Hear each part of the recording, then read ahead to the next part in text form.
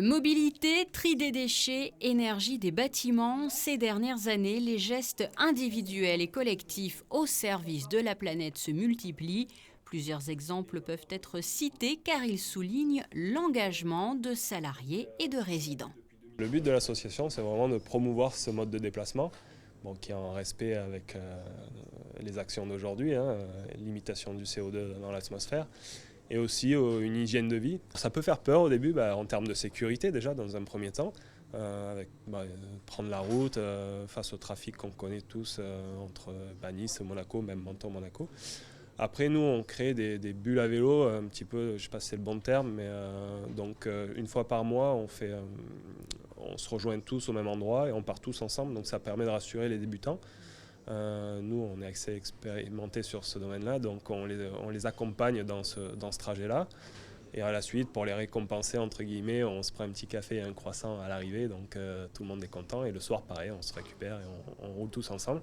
Une prise de conscience qui se chiffre. Aujourd'hui, le pacte national pour la transition énergétique comptabilise plus de 1200 adhérents. Des adhérents qui, comme l'ensemble de la population, peuvent profiter de plusieurs infrastructures mises en place par la direction de l'aménagement urbain. Locaux enclos, tout est fait pour favoriser le tri sélectif avec la SMA. Je fais comme tout le monde, le tri sélectif, l'économie sur l'électricité, emploi de LED, éteindre quand on n'est pas là, consommation d'eau réduite, etc. Voilà, comme tout bon citoyen. J'ai demandé au syndic de pouvoir afficher l'adhésion au pacte dans les ascenseurs, comme ça, c'est plus visible et à force de le voir tous les jours, il y a peut-être des gens qui vont finalement se dire on va quand même adhérer.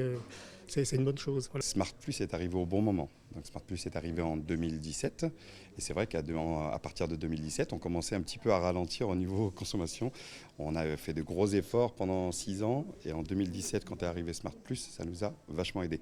Donc on a fait tourner le pilote pendant environ 11 mois et là, ça nous a vraiment rassurés.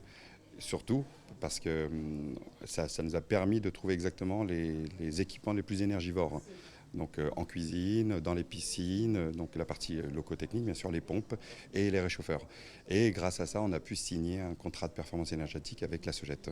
Le Monte Carlo Bay qui figure d'ailleurs sur la liste des établissements sur lesquels ont été installés des panneaux solaires.